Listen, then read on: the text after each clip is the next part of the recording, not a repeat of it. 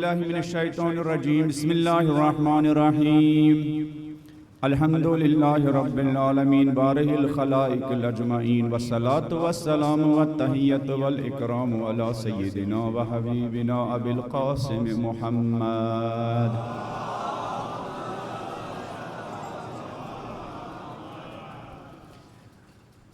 الصلاة والسلام والتحیۃ والاکرام علی سیدنا و حبیبنا ابی القاسم محمد الذی بعث لیتمم مکارم الاخلاق وانہ لعلی خلق عظیم وعلی اہل بیتہ الطیبین الطاہرین المعصومین الذین اذھب اللہ عنہم الرجس وطہرہم تطہیرا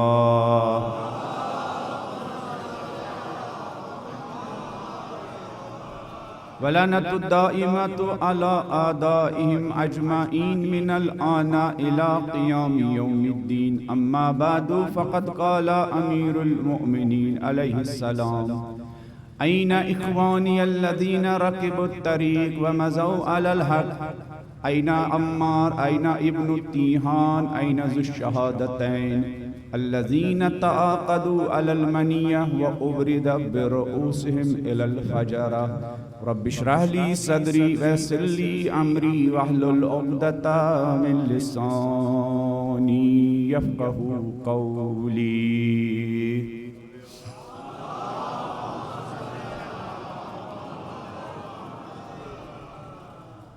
فرش عزا پر ہم بیٹھے ہوئے ہیں امام سجاد علیہ السلام کی شہادت کی مناسبت سے جن مرحومین نے ہمیں حسینیت اور اس فرش عزا پر آنے کے آداب سکھائے، خدا ان سب کو کروٹ کروٹ جنت نصیب فرمائے۔ اس دنیا میں جب ہم نے قدم رکھا، جس ماں نے ہم سب کے منہ میں خاک کربلا تربت کربلا رکھی، اس نیت کے ساتھ کہ میری اور آپ کی زندگی کا رشتہ ماں باپ سے پہلے حسین علیہ السلام سے استوار ہو، اگر وہ ماں اس دنیا سے چلی گئی ہو، خدا ایسی تمام ماؤں کو مادر حسین فاطمہ الزہرا کی شفاعت نصیب فرمائے۔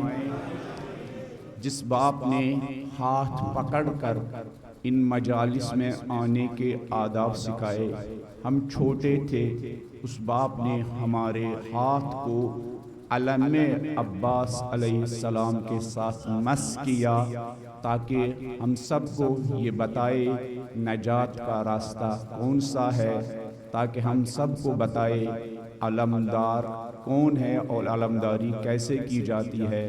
اگر ایسے ماں باپ کا سایہ ہمارے سروں سے اٹھ گیا ہو اور ایسے ماں باپ قبروں میں سو رہے ہوں، خدا آج کی شب ایسے تمام ماں باپ کو اہل بیت علیہ السلام کی شفاعت نصیب فرمائے، اور محمد و آل محمد کے جوار میں ان سب کو جگہ عنایت فرمائے۔ اس منبر پر یا دوسری جگہوں پر جن علماء کے بیانات سے ہمارے اندر یہ اہل بیت علیہ السلام کی یہ محبت پروان چڑھی، مضبوط ہوئی، اگر وہ علماء اس دنیا سے چلے گئے ہوں، خدا ان سب کو بھی محمد و آل محمد کی شفاعت نصیب فرمائے۔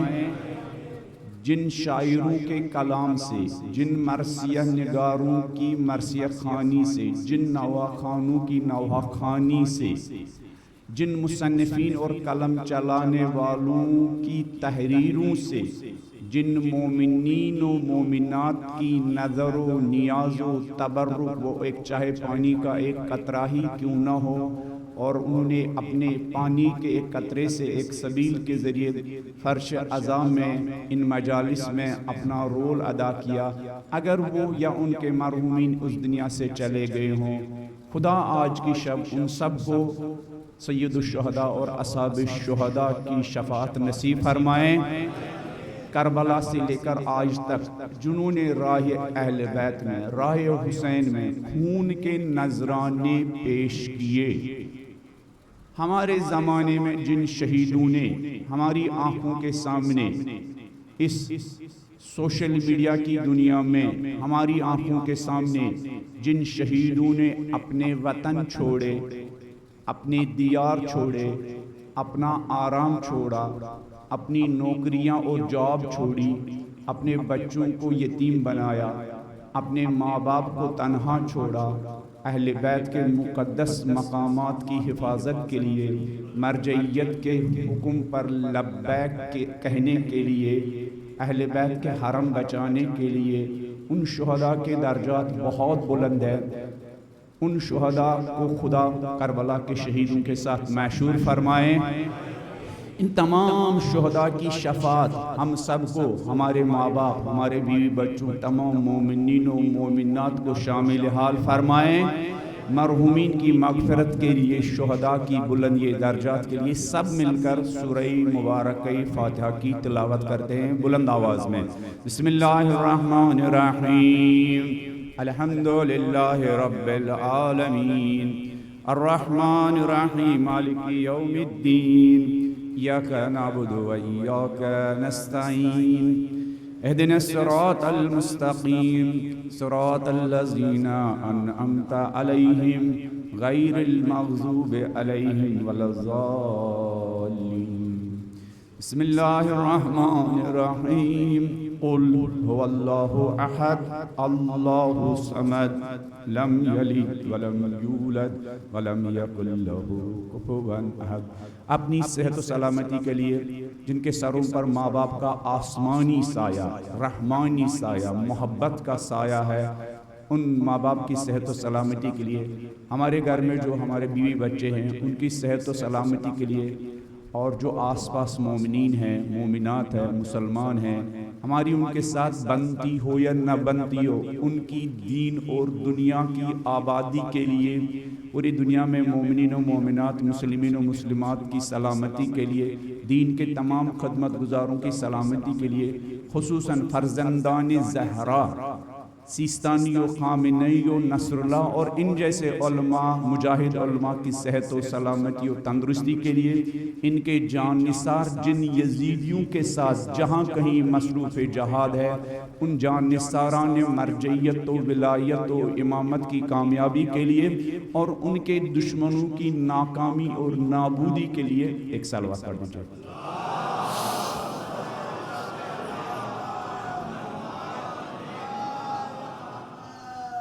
کل میں نے آپ ہی کے اس شہر میں نزدیک جو موضوع شروع کیا تھا اسی کو میں کنٹینیو کروں۔ 2-3 صفات میں نے امام علی علیہ السلام نے جو اپنے جان نثاروں کی بیان کی، انہی کو میں کنٹینیو کروں گا۔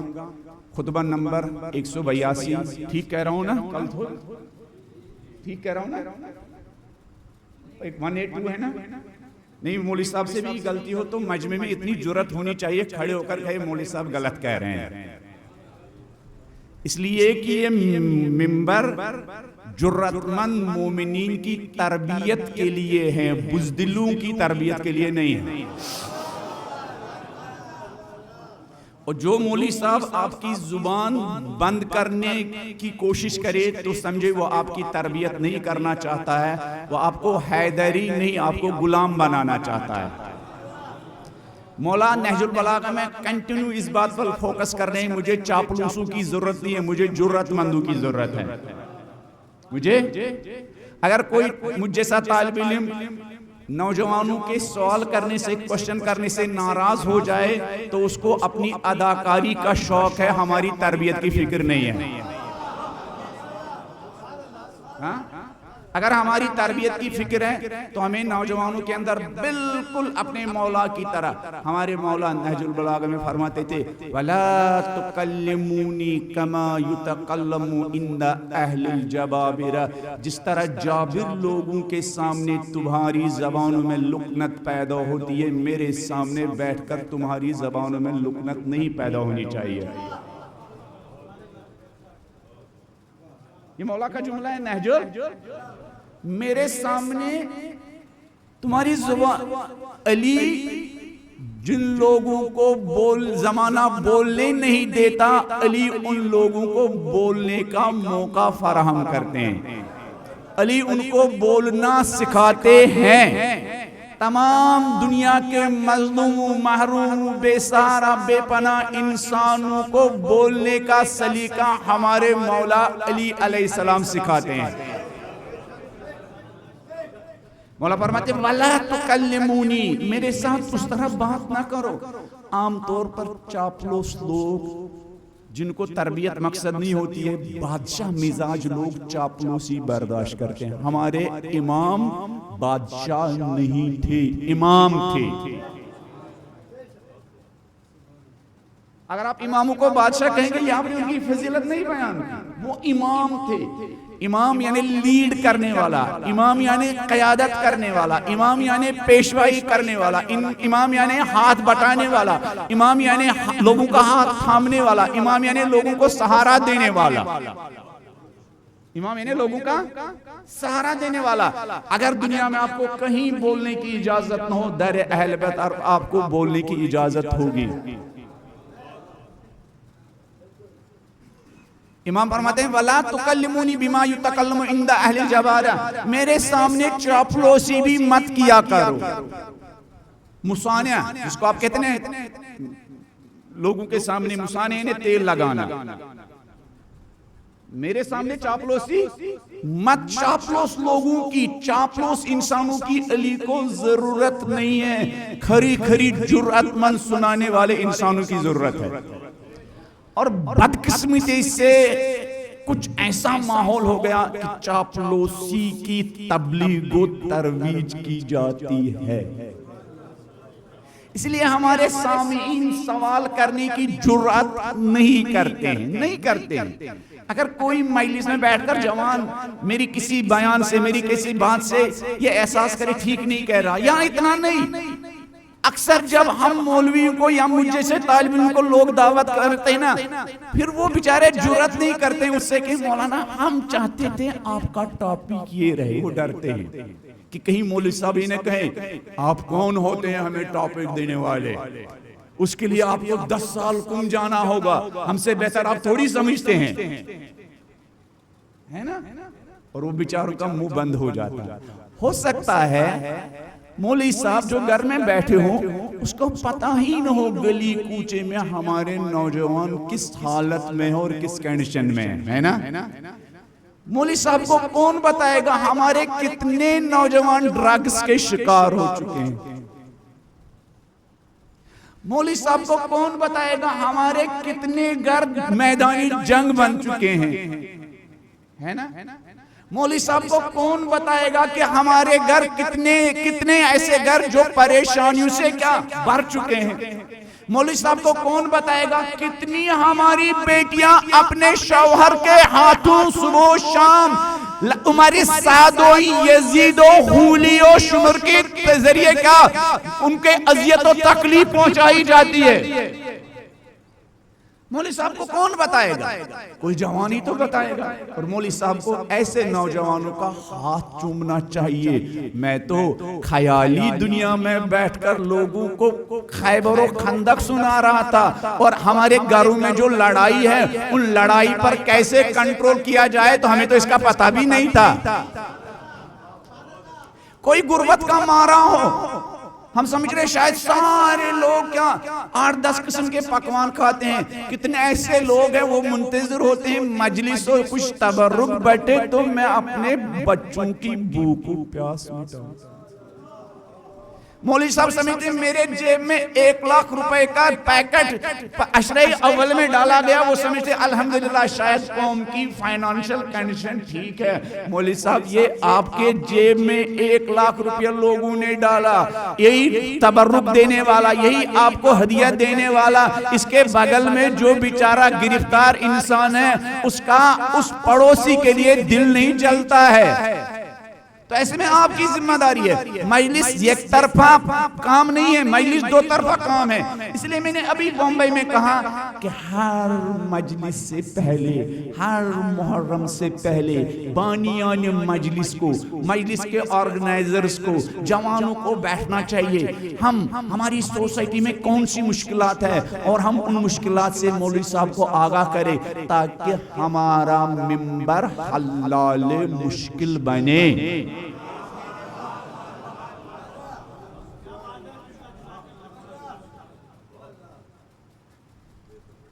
ہمارے منبر کو حلال مشکل بننا چاہیے.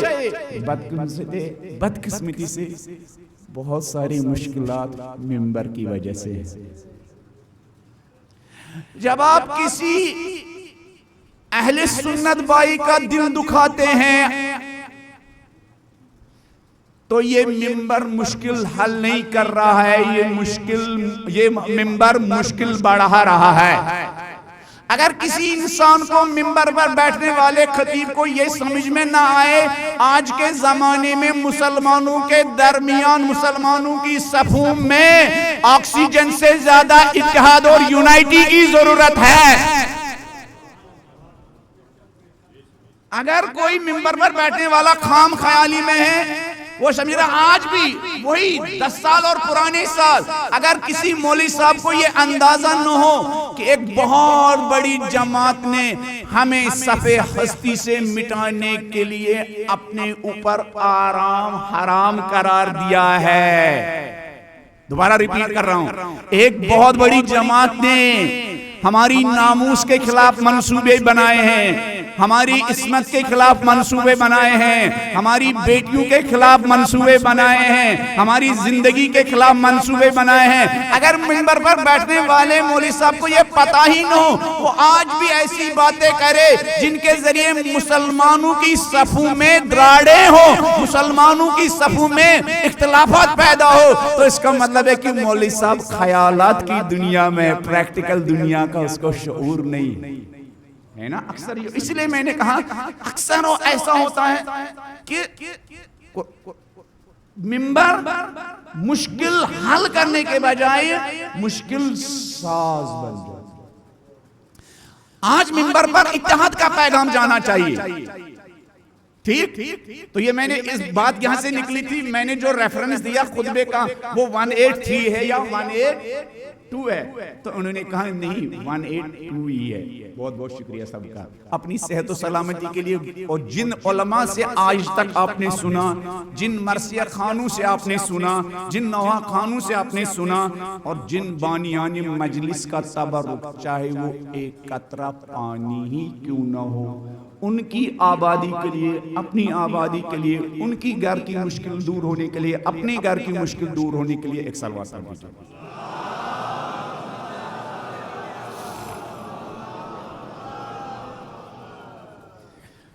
تو خطبہ نمبر 182. تھوڑا سا میں کل کے موضوع کی طرف جاؤں گا. مولا پتھر پر بیٹھ کر مولا نے یہ خطبہ دیا. کس پر؟ پتھر. یعنی مولا نے پتھر کو منبر بنایا.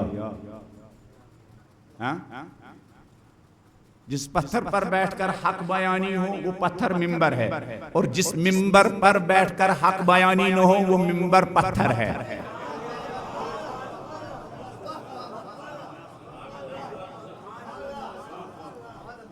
تو 182 مولا نے فرمایا یہ علی کا درد ہے.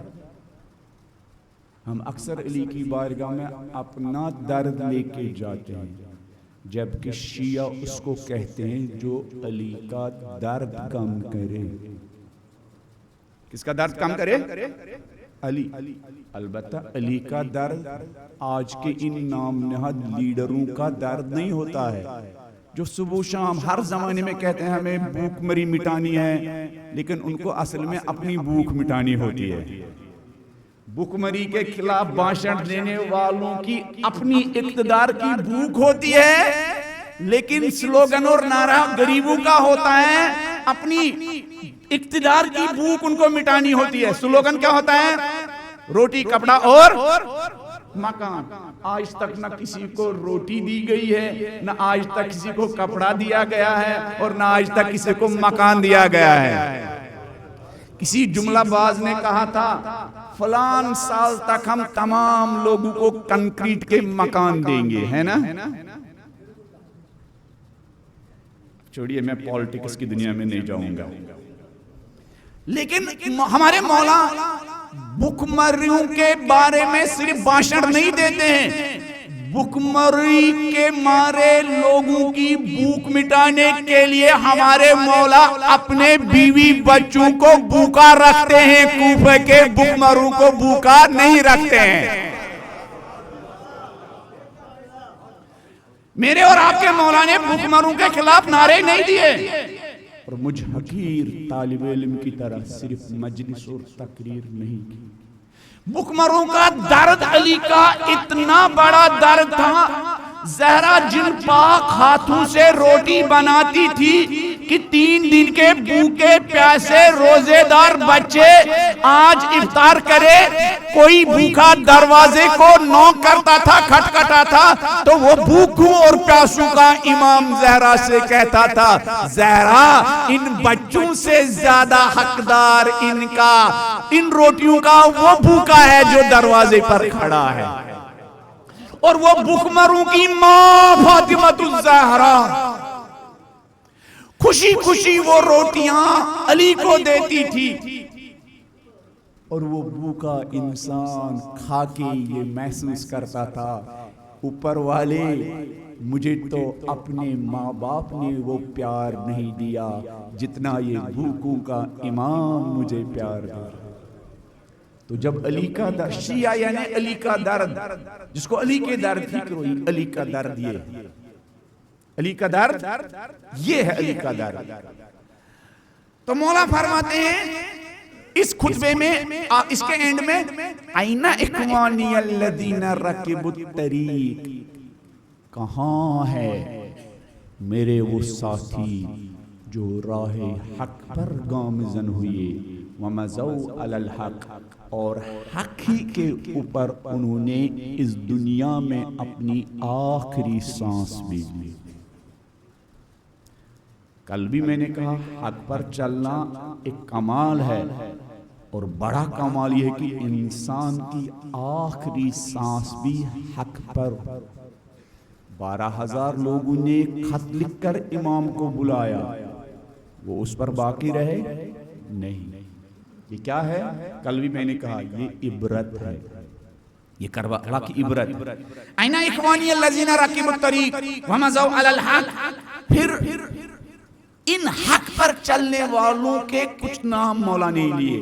اَيْنَ عَمَّارُ، حق پر چلنے والا، حق پر جان دینے والا عمار کہاں ہے؟ اَيْنَ ذُو الشَّهَادَتَيْنِ، حق پر چلنے والا خزیمہ ابن ثابت کہاں ہے؟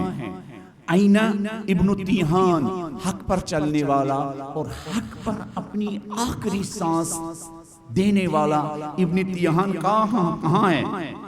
وَأَيْنَ النُّزَرَّاءُ مِنْ إِخْوَانِهِمْ، اور ان کے جیسے اور لوگ کہاں ہیں؟ میسم کہاں ہے؟ انسان کے اندر ایسی کوالٹی ہونی چاہیے نا، رات کے اندھیرے میں جب امام کو اپنے ارد گرد کے لوگوں کی بے وفائی ستائے تو اس اندھیرے میں امام اپنے وفاداروں کو یاد کرے. ہمیں ان مجلسوں کی برکت سے اپنی کوالٹی اتنی بڑھانی ہے. اگر شب جمعہ 50 لوگ، 1000 لوگ کے اعمال جب امام دیکھیں تو وہ روئے، تو کچھ لوگوں کے اندر اتنی کوالٹی ہونی چاہیے کہ جب امام ان کے دیکھیں یہ رات میں مظفر نگر کے گلی کوچوں میں جا رہا ہے، میری طرح گاڑی میں خوراک لے کے ایک شیعہ کے دروازے پر رکھتا ہے، ایک سنی کے دروازے پر رکھتا ہے، ایک ہندو کے دروازے پر رکھتا ہے، تاکہ شب جمعہ امام رو. اگر ایک طرف کچھ لوگ امام کو رلائے تو ایک طرف کچھ ایسے لوگ بھی ہو جن کے عمل سے امام سینے پر ہاتھ رکھ کر ایسے لوگوں کو دعائیں دے. یہی تو ہے. ایسے ہی حق پرستوں کو امام یاد کر رہے ہیں، ہے نا؟ آج بھی میں نے ایک ایگزامپل کل بھی دی کہ آج کے زمانے بھی کس طرح امام کچھ لوگوں کو یاد کرتے ہیں، میں وہ بات نہیں ریپیٹ کروں گا۔ پھر امام کہتے ہیں الذین تعاقدوا علی المنیہ، ان کی خصوصیت یہ تھی انہوں نے مجلسوں میں نعرے نہیں لگائے تھے، انہوں نے میرے راستے میں جان بازی کی تھی، انہوں نے فقط 20% خمس نہیں دیا تھا، انہوں نے اپنی پوری دار و ندار و ہستی کو میرے لیے لٹایا تھا۔ الذین تعاقدوا علی المنیہ، انہوں نے کہا تھا مولا یہ جو ہمارے ہاتھ میں مال ہے یہ ہمارا تھوڑی ہے، یہ تو آپ کا ہے، مولا یہ جو ہماری اولاد ہے یہ ہماری تھوڑی ہے، یہ تو آپ کے ہیں، ہمارے پاس آپ کی رکھی ہوئی امانت ہے، مولا آپ ہمیں اتنی حوصلہ دیجئے کہ ہم آپ کی اس امانت میں خیانت نہ کریں، یہ سب مال ہے، امانت۔ پھر آگے بڑھوں وَأُبْرِدَ بِرُؤُوسِهِمْ إِلَى الْفَجْرِ، مولا فرماتے یہ کل ہی کی گفتگو ہے، کہاں گئے ہیں وہ لوگ جن کو میرے راستے میں چلتے چلتے جن کے سر کاٹے گئے اور ان کے سر فاجروں کے پاس بھیجے گئے، کہاں گئے میسمو، کہاں گئے کمبرو، کہاں گئے مالک اشتر، اور آج کے زمانے میں کہاں گئے عراق کے شہید ابو مہدی مہندس، اور کہاں گئے قاسم سلیمانی جنہوں نے علی کی بیٹی کے حرم کو بچانے کے لیے خطروں میں جینا اپنے لیے واجب قرار دیا تھا، اور پھر دشمنوں نے ڈرون کے ذریعے ان کے بدن کے ایسے ہی ٹکڑے کیے، ایسے ہی ٹکڑے کیے جس طرح علی کے زمانے کے جانثاروں کو سولی پر چڑھایا گیا تھا۔ یہ تو ہے وفاداروں کا سلسلہ، وفا کا سلسلہ، علی پر جان لٹانے والوں کا سلسلہ، علی پر اپنی جوانیاں لٹانے والوں کا سلسلہ، علی پر اپنا ٹیلنٹ قربان کرنے والوں کا سلسلہ، علی پر اپنی صلاحیتیں لٹانے والوں کا سلسلہ، علی پر اپنے گھر قربان کرنے والوں کا سلسلہ، علی پر اپنے اولادوں کو تیار کرنے والوں کا سلسلہ، علی کے راستے میں قربانی دینے والوں کا سلسلہ رکا نہیں ہے، وہ جاری ہو ساری ہے۔ اس کی کچھ مثالیں میں آپ کو دوں گا، یہ کل ہی کی بات ہے۔ پھر جنہوں نے یہ خطبہ علی سے نقل کیا ہے، نوفی بقالی وہ کہتے ہیں ثم ضرب بیدہ علی لحیتہ الشریفۃ الکریمہ، یہاں پہنچنے کے بعد مولا نے اپنے محاسن مبارک کو اپنے ہاتھوں سے پکڑا، فاطال البکا، اور ان ساتھیوں کو یاد کر کے بہت دیر تک روتے رہے۔ میں نے بارہا یہ جملہ کہا، کچھ لوگوں نے علی کو رلایا اپنی بے عملی کی وجہ سے، کچھ لوگوں کے لیے علی روئے ان کی حق پر پابندی کی وجہ سے۔ دو طرح کی شیعہ ہے، اماموں کو رلانے والے شیعہ اپنی بے عملی کی وجہ سے، اماموں پر رونے والے شیعہ ان کی کوالٹی، ان کی نصرت اور ان کی وفاداری کی وجہ سے۔ نہج البلاغہ میں دونوں طرح کے نمونے موجود ہیں، نہج البلاغہ میں دونوں طرح کے نمونے موجود ہیں۔ ایک کیٹیگری کو مولا نے کہا، جب ان سے کہتے تھے آؤ میدان عمل میں آؤ، کہتے تھے مولا ارے سردی ہے گرمی آنے دیجئے، گرمی آتے تھی ارے مولا گرمی ہے، سردی کا موسم آنے دیجئے۔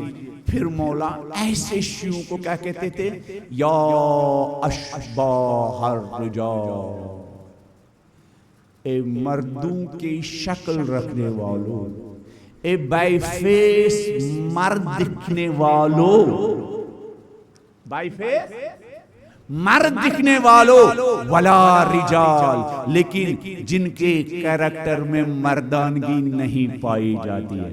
علی کو بائی فیس مردوں کی ضرورت نہیں ہے، بائی کیریکٹر مردوں کی ضرورت ہے۔ یا اشباح، کیوں نامرد کہا مولا نے ان کو؟ بھئی جس قوم کو علی جیسے امام کی پیروی نہ کرنا آئے روئی زمین پر، سب سے نامرد قوم وہی ہے۔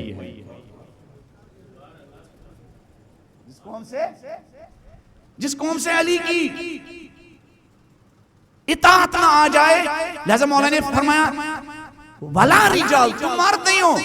مرد جس میں مردانہ صفات ہے. مردانہ صفات یعنی وفاداری, مردانہ صفات یعنی نصرت, مردانہ صفات یعنی اطاعت, مردانہ صفات یعنی پیروی, مردانہ صفات یعنی علی کے جیسے کوالٹی کے امام کے سامنے سرنڈر اور سر تسلیم خم ہونے کا نام. پھر مولا ان سے کہتے ہیں حلوم الاطفال, ان لوگوں کے لیے جو بائی فیس مرد دکھائی دے رہے تھے, جو برائے نام علی کے ساتھ تھے, ان سے کہتے ہیں حلوم الاطفال. حلوم یعنی ڈریم, حلوم یعنی خواب, اطفال یعنی بچے. اے بچوں جیسے خواب دیکھنے والوں, بچے بغیر عمل کے خواب دیکھتے ہیں نا. بچے محنت کے بغیر بہت بڑا بنگلہ سجاتے ہیں نا. بچے عمل کے بغیر بڑے بڑے ہوائی جہاز پر بیٹھتے ہیں نا. بچے بغیر عمل کے بڑے بڑے پوسٹوں پر کی پوسٹر پر پہنچنے کے خواب دیکھتے ہیں. بچے بغیر عمل کے اپنے بینک میں بہت بڑا بینک بیلنس کے خواب دیکھتے ہیں, اس لیے کہ بچے عمل کرنا نہیں جانتے ہیں, صرف خواب دیکھتے ہیں. وہ لوگ جو بغیر عمل کے خواب دیکھتے ہیں, مولا فرماتے ہیں تم تو بچوں جیسے ہو جو بغیر عمل کے خواب دیکھتے ہیں. خواب دیکھنے کے لیے عمل کیا جاتا ہے. حلوم الاطفال, بچوں جیسے خواب دیکھنے والوں, ایسے لوگوں سے مولا نے بچوں کے خواب مت دیکھو. عمل سے زندگی بنتی ہے جنت بھی اور جہنم. بڑی خیانت ہے اس قوم کے ساتھ. اس قوم کو یہ کہا جائے کہ فقط اہل بیت کے دربار میں رونا ہی کافی ہے. نہیں, ایسا نہیں.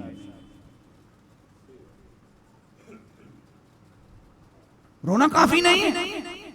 رونا تو حرکت دینے والی ایک چیز کا نام ہے. رونا تو انسان کو امام کے لیے لٹانے کا جذبہ پیدا کرنے والی چیز کا نام ہے. رونے کے بعد امام پر قربانی کا جذبہ انسان کے اندر پیدا ہوتا ہے.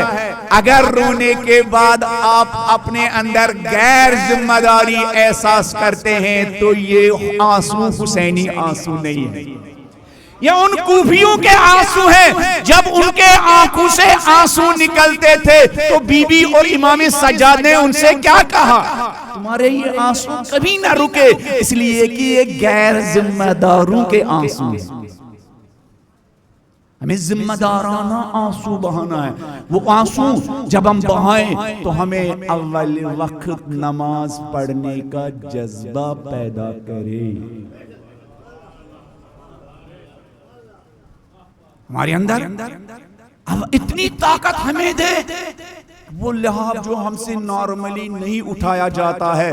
10 دن کے آنسو بہانے کے بعد نہ فقط اول وقت نماز کا جذبہ ہمارے اندر پیدا کرے, بی بی زینب کبریٰ کے زندانی شام کی نماز شب پڑھنے کا جذبہ بھی ہمارے اندر پیدا کرے.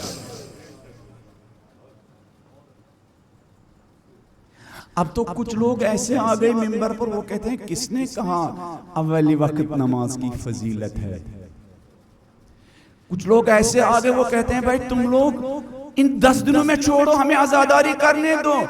ان 10 دنوں میں بھی تم نمازی ہمارا پیچھا نہیں چھوڑتے ہو. کتنی غیر ذمہ دارانہ بات ہے. حسین علیہ السلام نے نماز کو کربلا میں بھی نہیں چھوڑا اور نماز نے حسین کو نہیں چھوڑا.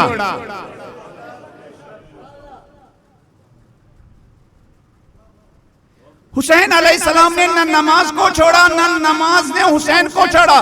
نمازیوں نے کربلا میں حسین کو نہیں چھوڑا, حسین نے نمازیوں کو بھی نہیں چھوڑا. جب کربلا کی جنگ جاری تھی ابو سما میں سائیدی نے دیکھا نماز کا وقت ہو گیا، مولا کے پاس گئے، کہا ہان وقت الصلاۃ، مولا نماز کا وقت ہو گیا، ہم یہ آخری نماز آپ کے پیچھے پڑھنا چاہتے ہیں۔ تو جب مولا نے یہ بات سنی تو مولا بہت خوش ہوئے۔ شیعہ وہ ہے جو اپنی عمل سے امام کا دل خوش کرنے کا سلیقہ جانتا ہو۔ امام بہت خوش ہوئے، کیوں؟ کہا اللہ یہ میرے کتنے کوالٹی کے ساتھی ہے۔ نارملی ان برستے تیروں میں، برستے نیزوں میں ان کو اپنے بدن کی فکر ہونی چاہیے تھی، لیکن تیروں کے بارش میں بھی ان کو اول وقت نماز ان سے فراموش ہوئی۔ تو مولا اتنے خوش ہوئے تو اس زہرا کے فرزند نے، جس نے رات کے اندھیرے میں، جس نے دودھ پلاتے پلاتے، چکی پلاتے پلاتے حسین کو نمازوں سے محبت کا سلیقہ سکھایا تھا، حسین نے ہاتھ بلند کیے، کہا ذکرت الصلاۃ جعلک اللہ من المصلین۔ ابو سمام سائیدی، میرا دل خوش کیا، ان 30,000 لعینوں کے عمل سے میرا دل رنجیدہ ہے، لیکن اس جنگ میں، تیروں کی بارش میں، اس پیاس میں، اس بھوک میں تم نے نماز یاد کر کے میرے دل کو خوش کیا۔ جعلک اللہ من المصلین۔ ابو سمام سائیدی، برستے تیروں میں تمہیں نماز یاد آ گئی، خدا تمہیں نماز گزاروں کے ساتھ محشور کرے۔ نماز گزار یعنی خدا تمہیں علی اور آل علی کے ساتھ محشور کرے۔ لیکن جب نمازوں کی فضیلت یہاں گھٹائی جاتی ہے تو کوئی یہ نماز اتنی غریب ہے، جس نماز کو حسین نے تیروں کی بارش میں غربت سے نکالا تھا، آج حسین کے منبر پر بیٹھ کر وہ نماز غریب بن چکی ہے، اور کوئی عزادار مولوی صاحب کے سامنے یہ کہنے کی جرت نہیں کر رہا ہے تمہیں کس نے حق دیا ہے ان نمازوں کو اور غریب بناؤ جن نمازوں کو ہمارے مولا نے کربلا کے میدان میں غربت سے نکالا تھا۔ تو ہماری شاعری میں ہے کہ عزادار بزدل نہیں ہوتا ہے، لیکن شعر کی حد تک ہم بزدل نہیں ہیں۔ عملاً یہ قوم بہت بڑی بزدل ہے، جو اپنے مسجد کے دائرے میں مولوی صاحب کے ساتھ ادب کے ساتھ یہ کہہ نہ سکے بھئی نمازوں کو اور غریب نہ مت بناؤ، ویسے ہی ہمارے گھروں میں نماز بہت غریب ہے، تم اس کو اور غریب بناتے جا رہے ہو۔ جو اپنی چہار دیواری میں مولوی صاحب کے سامنے سر نہ اٹھا سکے، وہ وقت کے یزیدیوں کے ساتھ کیسے سر اٹھا سکتا ہے؟ کوئی طالب علم مولوی صاحب کو فون کرنے کی جرت نہیں کرتے ہیں۔ ہیلو مولوی صلی اللہ علیہ وسلم علیکم، بہت بہت شکریہ، آپ نے بہت اچھی مجلس پڑھی۔ مولوی صاحب آپ نے یہ کیا کہا؟ عزاداری اور نماز کا آپ نے کمپیر کیا۔ حسینی تو وہ ہے جس کے لیے عزاداری بھی امپورٹنٹ ہے، حسینی وہ ہے جس کے لیے کیا نماز بھی امپورٹنٹ ہے۔ عزاداری نماز کی طرف لے جاتی ہے، نماز عزاداری کی طرف لے جاتی ہے۔ نماز کو یاد کرتے ہیں تو ہمیں حسینی جان باز یاد آتے ہیں، اور جب عزاداری یاد کرتے ہیں تو ہمیں ان کی نماز بھی یاد آتی ہے۔ ہمیں کس نے حق دیا کہ ہم اس میں کمپیر کریں، ایک کو بڑھائے ایک کو گھٹائے؟ بھائی ٹائم پر عزاداری بھی کرنی ہے، ٹائم پر نماز بھی پڑھنی ہے، لیکن کیا اس قوم میں اندر وہ جرت ہے؟ نہیں۔ ہم شیر کی حد تک کیا ہے؟ شیر ہے، شیر کی حد تک شیر ہے۔ ہم ممبر کی حد تک شیر ہے، ممبر سے نیچے اترے اگر کسی صاحب نے کال کی تو ہماری زبان میں لکنت پیدا ہو جاتی ہے۔ اگر نیچے کوئی پولیس والا مجھ سے کہے گا کشمیر سے آئے ہو یہ باتیں کیوں کہیں، تو میرے پسینے چھوٹ جائیں گے۔ کیوں؟ ہم نے علی کی شجاعت کا اعلان شاعری میں کیا ہے، ہم نے علی کی شجاعت کا اعلان صرف منبر پر کیا ہے۔ جہاں نیچے کسی باطل پرست نے ہمارے سامنے کوئی کوشچن کیا، نہیں مجھ سے غلطی ہو گئی، میری مراد دوسری تھی۔ ارے بھائی وہی مراد لو نا جو علی کی مراد تھی اور حسین کی مراد تھی۔ تو اس کا مطلب ہے کہ ہم ابھی بہت بزدل ہیں، ہم ابھی بہت بزدل ہے۔ تو پھر مولا اپنی کال دیا، نوفی بقالی کہتے ہیں مولا نے اپنی محاسن مبارک کو پکڑا، بہت روئے، لیکن یہ رونا کون ہے؟ فضیلت ہے ان لوگوں کے لیے جن کے نام یاد کر کے علی رو رہے ہیں. یہ فضیلت کے آنسو ہیں، یہ جو رو رہے ہیں فضیلت کے آنسو ہیں. پھر کہہ رہے ہیں فاطال البقا، پھر فرمایا اوے افسوس، اوے الا اخوانی الذین تلوا القرآن فاحکموا. پتھر پر بیٹھ کر خطبہ دیا جا رہا ہے. خطبہ دینے کے لیے ممبر ہونا ضروری نہیں ہے، انسان کرسی کو بھی ممبر بنا سکتا ہے، انسان اپنے موبائل کو بھی ممبر کا جیسا کیا بنا سکتا ہے، انسان اپنے گھر میں رکھے ہوئے کرسی کو بھی ممبر بنا سکتا ہے. اگر یہ سارے ٹولز، اگر یہ ساری چیزیں حق کی تبلیغ و ترویج کے لیے استعمال ہو رہی ہے، یہ مائک، یہ یوٹیوب سب حق کے لیے ممبر کا رول ادا کر سکتے ہیں، اور ان کو چلانے والوں کو وہی فضیلت ہوگی جو ممبر پر حق بیانی کرتے ہیں. فرمایا اوے افسوس ہے الا اخوانی الذین تلوا القرآن فاحکموا. کہاں گئے میرے وہ ساتھی جنہوں نے قرآن کی تلاوت کی اور قرآن کی تلاوت کا حق ادا کیا. یا علی، انہیں وہ اپنے ساتھیوں کے لیے کیوں آنسو بہہ رہے ہیں؟ کہ اللہ، وہ جب قرآن، ان کی قرآن کی تلاوت علی کو یاد آ رہی تھی. کیا میرے گھر میں، آپ کے گھر میں اتنا قرآن پڑھا جاتا ہے کہ پردہ غیب میں رہنے والا امام یاد کہے 2 گھنٹے ہو گئے فلان عزادار نے ابھی قرآن نہیں کھولا، اس کی سریلی آواز میں، اس کی میٹھی آواز میں قرآن پڑھنے کے لیے میرا دل ترس رہا ہے، میرا دل اس کے لیے ترس رہا ہے. قرآن کی تلاوت کا حق ادا کیا. آج ہمارے معاشرے میں بہت سارے مشکلات ہیں، مسلمان پریشان ہیں، مسلم پریشان ہیں، نان مسلم پریشان ہیں، ہمارے اسٹوڈنٹ پریشان ہیں. پھر پریشانی کے لیے کہاں جاتے ہیں؟ بے عمل تعویذ دینے والوں کے پاس. کچھ لوگ سادھوؤں کے پاس بھی جاتے ہیں جن کو لباس پہننا بھی نہیں آتا ہے، جن کو لباس پہننا بھی نہیں آتا. کچھ لوگ اتنی لمبی لمبی داڑھی رکھنے والوں کے پاس بھی جاتے ہیں، اس لیے کہ ہم ظاہر سے کیا ہو جاتے ہیں؟ متاثر ہو جاتے ہیں، ہمیں ظاہر اٹریکٹ کرتا. اگر کسی نے موٹے دانوں کی تسبیح ہاتھ میں لینا تو یہ پورا مجمع اس کے پیچھے لگ جائے گا، ہم سمجھیں گے یہی ہمارے گھر کی مشکلات کا حل مشکل ہے. بھائی یہ تو خود مشکل میں گرا ہوا ہے، ورنہ اس نے اپنی یہ شکل نہ بنائی ہوتی، اس نے اپنی یہ شکل نہ بنائی ہوتی. قرآن حل مشکل ہے. ہمارے گھروں میں جو مشکلات ہے، ہمارے معاشرے میں جو مشکلات ہے، ہمارے سماج میں جو مشکلات ہے، ہمارے نوجوانوں کے دلوں کے اندر جو مشکلات ہے، جو وہ کسی کو بتا نہیں پا رہے ہیں، ان تمام مشکلات کا حل قرآن کی تلاوت. آج جو ہمارے نوجوان جنگ میں اسیر ہو چکے ہیں، اور سوشل میڈیا کی جنگ میں ہمارے سارے نوجوان شکست کھا چکے ہیں، شکست کھا چکے ہیں. ہمارے بچے شکست کھا چکے ہیں، ہماری بیٹیاں شکست کھا چکے ہیں. ہمارے بچے خواب دیکھ رہے ہیں، ایگزام ہوگا، IPS کا ایگزام ہوگا، نیٹ ہوگا، JEE ہوگا. خواب دیکھتے ہیں. کیا ہم مجلس میں جائیں گے، ایک تاغا باندھیں گے تو محنت کے بغیر ہم JEE اور نیٹ کوالیفائی کریں گے؟ نہیں نہیں نہیں نہیں.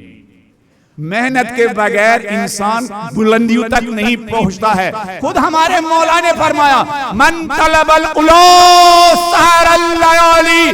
جس قوم کو بلندی چاہیے، جس اسٹوڈنٹ کو بلندی چاہیے، جس طالب علم کو کامیابی چاہیے، اس کو رات بھر جاگنا ہوگا. کامیابی کا علوی فارمولا، کامیابی کا اہل بیت کا فارمولا یہ ہے، اگر آپ کو کامیاب ہونا ہے تو آپ کو 24 گھنٹے سونا نہیں ہے، آپ کو 24 گھنٹے میں اپنے اوپر نیند حرام کرنی ہے، تب آپ اس دنیا میں کامیابی کی بلندی تک پہنچ سکتے ہیں. علی اپنے ماننے والوں کو کامیابی کا کوئی شارٹ کٹ فارمولا نہیں دیتے. کوئی بزنس کر رہا ہے, بزنس کی طرف کوئی توجہ نہیں. پتا چلا مظفر نگر میں کوئی سادھو ہے, کوئی خانقاہی ہے, پھر اس کے پاس جاتے ہیں, پہلے ہی سے کیا نوٹوں کی ایک کیا پیکٹ تیار کر کے رکھتے ہیں, اور پھر وہ سادھو اپنے انداز میں کہتا ہے آپ کے گھر ہی میں آپ کو مشکل ہے. پھر آپ کے ذہن میں آپ کے بھائی کے بارے میں نیگیٹو تھنکنگ ایجاد کرتا ہے نا, ہے نا بھائی. یہ پیر صاحب جو ہے, یہ مولوی صاحب ہے, یہ سادھو جو ہے, یہ مشکل حلال مشکل نہیں, یہ تو مشکل ساز ہے. جو نظام آپ کو اپنے بھائی کے بارے میں بدگمان کرے, اخوت کے درمیان دراڑے دارے, وہ مشکل حل کرنے والا نہیں ہے, وہ مشکل ساز ہے. اور آپ سوچتے ارے بڑے کمال کا ہے بھائی, لگ رہا ہے آپ کی بابی آپ کی کامیابی سے ڈرتی ہے. پھر آپ سمجھتے ہیں ویسے ہی ہوتے ہیں, گھر میں تھوڑے سے اختلاف ہوتے ہیں نا. آج تو مجھے سمجھ میں, ارے پیر صاحب بڑے کمال کے ہیں بھائی. وہ آپ کے ایموشن سے اور آپ کی نفسیات کا کیا ناجائز فائدہ اٹھا رہا ہے, آپ کی نفسیات کا ناجائز فائدہ اٹھا رہا ہے.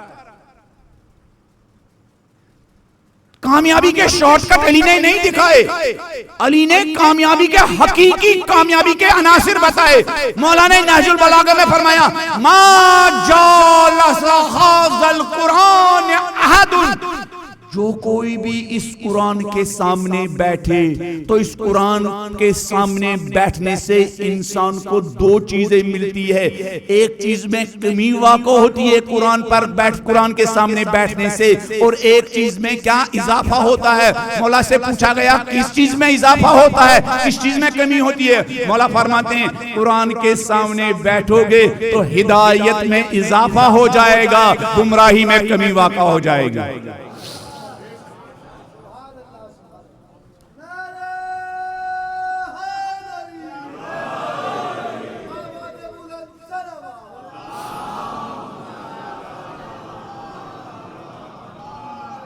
یہ جو شہید سلیمانی کی فوٹو لگی ہے باہر, کیا آپ سمجھتے ہیں ان کو خامنئی صاحب نے گلے میں تعویذ ڈالی تھی؟ کیا آپ سمجھتے ہیں وہ سیستانی صاحب کے پاس جاتے تھے, ان سے کہتے تھے آغا ذرا ایک تعویذ دیجئے میں لٹکا دوں؟ ہاں, سیستانی صاحب اور خامنئی صاحب نے سلیمانی اور ابو مہدی تمام مدافعین حرم سے کہا تھا بھائی جب یزیدیوں کے ساتھ لڑو گے وہی کام کرو جو کل کے عاشورہ کے دن حسینیوں نے کیا, وہی کام کرو. کل بھی میدان کربلا میں حسینیوں نے اپنے قرآن کے ساتھ اپنا رابطہ بڑھایا اور اس وقت کے یزیدیوں کے ساتھ لڑا, تو ان سلیمانی و ابو مہدی انہوں نے بھی قرآن کے ساتھ رابطہ بڑھایا اور آج کے یزیدیوں پر فتح اور کامیابی حاصل کی. آپ کو پتا ہے جب سلیمانی ایک ملک سے دوسرے ملک جاتے تھے تو عموماً گاڑی کے پیچھے بیٹھتے تھے, قرآن کھولتے تھے, اور 40 سال میں سفر میں اتنا ٹریول کیا تھا. آپ کو پتا ہونا چاہیے سلیمانی نے علی کے ماننے والوں کو عزت دینے کے لیے, سربلندی دینے کے لیے, علی کی کنیزوں کی عصمت و عفت و پاکدامنی و ناموس کی حفاظت کے لیے 40 سال تک ان کا رویہ یہ تھا. وہ سال کے 2 مہینے صرف گھر میں رہتے تھے, 10 مہینے میدانوں میں رہتے تھے. کہاں رہتے تھے؟ تو ان کے دوست کہتے تھے یہ جس گاڑی میں رہتے تھے آگے نہیں بیٹھتے تھے, پیچھے بیٹھتے تھے. یہاں سے عراق سے شام جانا ہے گاڑی میں, جہاز میں, تو یہ قرآن کھولتے تھے اور اس ٹائم میں قرآن کے ذریعے اپنی روحانی پیاس بجھاتے تھے. اپنی روح کو قرآن کا ڈرپ لگاتے تھے, قرآن کا ڈرپ لگاتے تھے. یہ اس طرح جنگیں لڑی جاتی ہیں, چاہے وہ جنگ جس میں آج ہمارے نوجوان سوشل میڈیا کی جنگ میں, آپ جتنا سوشل میڈیا میں گم ہو جائیں گے اتنی ہی آپ کی مشکلات بڑھیں گی, جتنا آپ قرآن سے کنیکٹڈ ہو جائیں گے اتنی آپ کی مشکلات حل ہو جائیں گی. میں نے کل بھی مجلس میں کہا سب سے بڑا معجزہ, آج دوپہر میں بھی کہا سب سے بڑا معجزہ آج کا کیا ہے, اس عزاداری کا معجزہ کیا ہے؟ میں آپ سے نہیں پوچھوں گا، لیکن دنیا کے تمام شیطان مانتے ہیں عزاداری کا اس دور میں سب سے بڑا معجزہ خمینی کا انقلاب ہے۔ کیوں؟ خمینی نے اعلان کیا تھا کہ ما حرج داریم از محرم و سفر است، ہمارے پاس اس چھوٹی سی جماعت کے پاس جو کچھ عزت ہے، جو کچھ کامیابی ہے، سب محرم و سفر کے حرکت دینے والے آنسوؤں کے بدولت ہے۔ تو یہ انقلاب جن جوانوں نے کامیاب کیا اس کی ایک ایگزامپل دیتا ہوں۔ آج ہم سب اسیر ہیں نا، میں بھی اسیر، آپ بھی اسیر۔ آج کوئی آزاد نہیں، کوئی آزاد نہیں۔ آج جتنے لوگ جیلوں میں بند ہیں ان سے زیادہ گلی کوچو گھروں میں گھومنے والے لوگ اسیر ہیں۔ جیلوں میں لوگوں کے جسم اسیر ہے، سوشل میڈیا نے ہمارے فکر و خیالات کو اسیر کر کے رکھا ہے۔ تو ان اسیروں کو کیسے نجات ملے گی؟ ویسے ہی نجات ملے گی جیسے کربلا سے شام اور آج تک کے تمام اسیروں کو اسیری ملی۔ عراق کے جیلوں میں بہت سارے ماتمی اور حسینیوں کو اسیر کیا گیا۔ ایران عراق جنگ میں ایران کے پیٹرولیم کے منسٹر تندگویان، مہندس تندگویان، انجینئر تندگویان کو ایران کے بارڈر پر وہ وزٹ کرنے گئے تھے محاذ پر، وہاں سے عراقیوں نے ان کو کڈنیپ کیا، جیل میں رکھا، منسٹر، پیٹرولیم کے منسٹر، پیٹرولیم کے وزیر۔ بہت سارے لوگ، عالم بھی تھے، جوان بھی تھے، انجینئر بھی تھے، ڈاکٹر بھی تھے، لیڈیز بھی تھے، سب لوگ تھے، اسیر تھے۔ ایک سید بزرگوار بھی تھے، سید ابو ترابی، حجت الاسلام والمسلمین سید ابو ترابی۔ ان کا کہنا ہے جس کوٹری میں میں بند تھا، میں نے ایک دن دیکھا میرے بغل کی کوٹری میں صبح اور شام بلند آواز میں قرآن پڑھنے کی آواز آتی ہے۔ قرآن پڑھنے کی آواز آ رہی قید خانے میں۔ ہمیں بھی اس قید خانے میں صبح شام قرآن پڑھنا ہوگا، تب آزادی اور رہائی ممکن ہے۔ یہ سید ابو ترابی کہتے ہیں عراقی جیلوں میں میرے لیے تعجب ہوا کہ صبح و شام بلند آواز میں قرآن پڑھنے کی آواز آتی ہے۔ ایک دن مجھے اس کوٹری سے نکالا گیا کوسچننگ کے لیے، بازجوئی کے لیے، پوچھ تاچھ کے لیے۔ جو آدمی مجھے پوچھ تاچھ کے لیے جیل کے آفس میں جیلر کے پاس لے جا رہا تھا، میں نے اس سے چپکے سے پوچھا صبح شام یہ قرآن پڑھنے کی آواز کہاں سے آتی ہے؟ ایک حسینی ایک یزیدی سے سوال کر رہا ہے، خمینی کا ایک سولیجر صدام کے ایک سولیجر سے سوال کر رہا ہے۔ تو اس صدامی سولیجر نے کہا یہ آپ کی ملک ایران کے پیٹرولیم کے وزیر مہندس تندگویان ہے، جب ان پر صبح شام ٹارچر تشدد زیادہ ہوتا ہے تو یہ صبح شام قرآن کی تلاوت کر کے اپنی روحانی انرجی حاصل کرتے ہیں۔ کہا آپ لوگ ان پر کیوں تشدد کرتی ہے؟ وزیر ہے، سنیے اس انقلاب نے کیا دیا۔ کہا ہم ان کو اس لیے تشدد کر رہے ہیں، انٹروگیشن کر رہے ہیں، ہمارا ایک ہی مطالبہ ان سے ہے کہ تم عراق بغداد آ جاؤ، ٹی وی پر آ جاؤ اور خمینی کو برا بلا کہو۔ لیکن اس مطالبے ہم ان سے کہتے ہیں تم خمینی کو برا بلا کہو، ہم تمہیں یورپ اور امریکہ بھیج دیں گے، مکان دیں گے، پیسہ دیں گے، جاب دیں گے، سب کچھ دیں گے، ایک مطالبہ ہمارا مانو، ٹی وی پر آ جاؤ، اپنے رہبر و پیشوا اور خمینی کو برا بلا کہو۔ اگر ہمارے یہاں کا کوئی مولوی صاحب ہوتا وہ کہتا لاٹری نکل گئی، وہ کہتا لاٹری نکل گئی۔ کہاں ہم ان پر تشدد کرتے جاتے ہیں لیکن یہ خاموشی اختیار کرتے ہیں۔ ہم ان پر اتنا ٹارچر کرتے ہیں کہ یہ اکثر ٹارچر کی وجہ سے بے ہوش ہو جاتے ہیں۔ لیکن ہرگز اپنی زبان نہیں کھولتے ہیں، اور جب ان کو ہوش آتا ہے ان کو پھر کوٹری میں بیچ دیتے ہیں. یہ قرآن کی تلاوت کر کے پھر اپنی روحانی طاقت بڑھا دیتے ہیں. یہ اپنی روحانی طاقت بڑھا دیتے ہیں، پھر صبح شام قرآن کی تلاوت کرتے ہیں.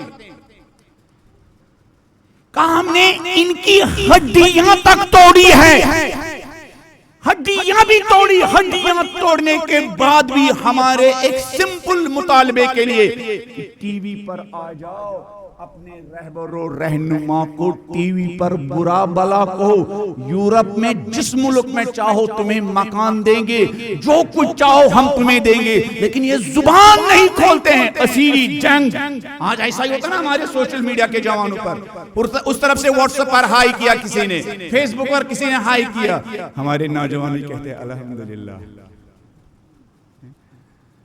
بھئی یہ اسیری کے پھندے ہیں، یہ ہائے اسیری کے کیا ہے؟ پھندے ہیں. اور آپ اسیر ہو رہے ہیں، آپ اسیر ہو رہے ہیں. ایسے موقع پر آپ کو کیا کرنا چاہیے؟ آپ کی انرجی بڑھانی چاہیے. کیسے؟ قرآن کی تلاوت کے ذریعے. پھر صدام کے مخصوص ایک گاڈ کا کہنا ہے کہ ہم نے پتھر دیکھے ہیں لیکن اس طرح کے پتھر نہیں دیکھے ہیں.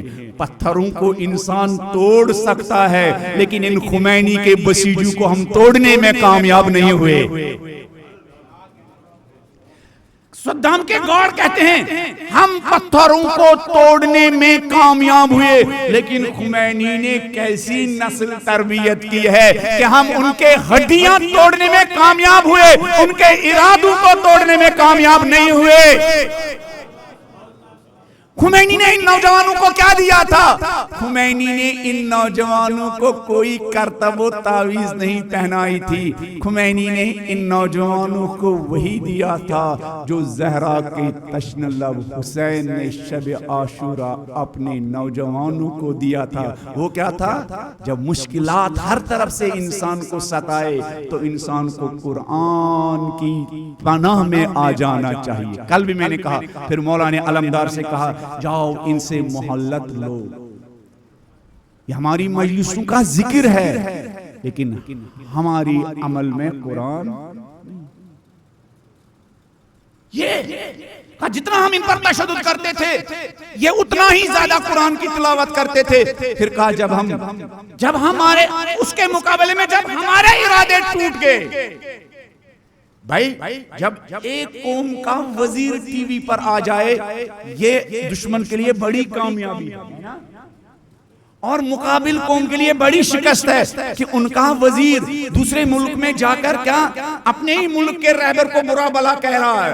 کہا جب ان کو توڑنے میں کامیاب نہیں ہوئے تو ہم نے بجلی کا کرنٹ دے کر ان کو شہید کیا.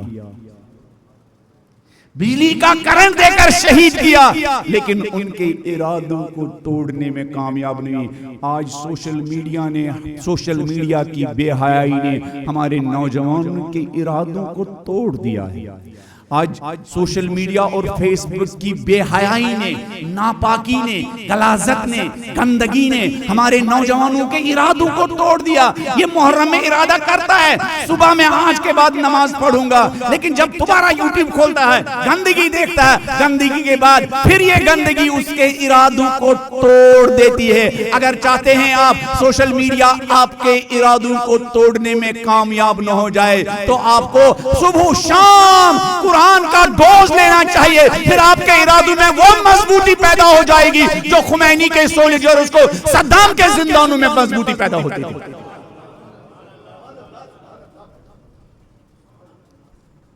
تو مولا فرماتے ہیں کہاں گئے میرے وہ ساتھی جنہوں نے قرآن پڑھا تو قرآن کی تلاوت کا حق ادا کیا. پھر فرماتے ہیں وَتَدَّبَّرُ الْفُرُوزَ فَأَقَامُوا. کہاں گئے وہ میرے ساتھی؟ پتھر پتھر خطبہ دے رہے ہیں 182 کہاں گئے وہ میرے ساتھی جنہوں نے اپنی ذمہ داریوں کے بارے میں غور و فکر کیا اور وہ پھر ذمہ داری نبھانے میں کامیاب ہوئے.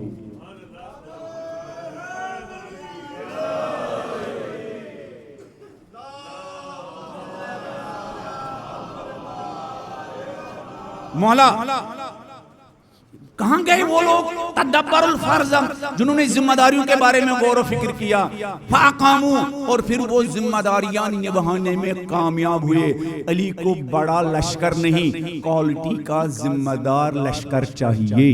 علی کو بھیڑ باڑ نہیں بلکہ عمل کرنے والی لشکر کی ضرورت ہے۔ اہل بیت کبھی بھی بھیڑ باڑ کے چکر میں نہیں تھے، اہل بیت کوالٹی کے انتظار میں تھے۔ یہی وجہ ہے زمانے کے یزید میدان کربلا میں 30,000 کی بھیڑ جمع کرنے میں کامیاب ہوئے، ہمارے مولا 72 انسانوں کی کوالٹی جمع کرنے میں کامیاب ہوئے۔ کربلا والوں کی ایک ایک انسان کی آنسو، ایک ایک انسان کی ایک ایک سانس کروڑوں انسانوں کی زندگیوں پر بھاری ہے۔ اتنی کوالٹی کی زندگی کربلا کے شہیدوں نے بسر۔ تو مولا فرماتے ہیں جنہوں نے اپنی ذمہ داریوں کے بارے میں غور و فکر کیا اور وہ ذمہ داری نبھانے میں کامیاب ہوئے۔ پھر آگے بڑھتے ہیں، پھر مولا فرماتے ہیں کہاں گئے میرے وہ ساتھی جنہوں نے سنتوں کو زندہ کیا اور بدعتوں کو مٹایا۔ علی کا شیعہ بدعتیں ایجاد کرنے والا نہیں ہو سکتا ہے، علی کا شیعہ اہل بیت کی سنتوں کو زندہ کرنے والی جماعت کا نام ہے۔ سنتیں کون ہیں؟ سنتیں وہ نہیں ہیں جو آپ نے قائم کی، سنتیں وہ ہیں جو اہل بیت علیہ السلام نے خون جگر پی کے قائم کی۔ سنتیں وہ نہیں ہیں جو دشمنوں نے کیا، سنتیں وہ ہیں جو اہل بیت علیہ السلام نے کیا۔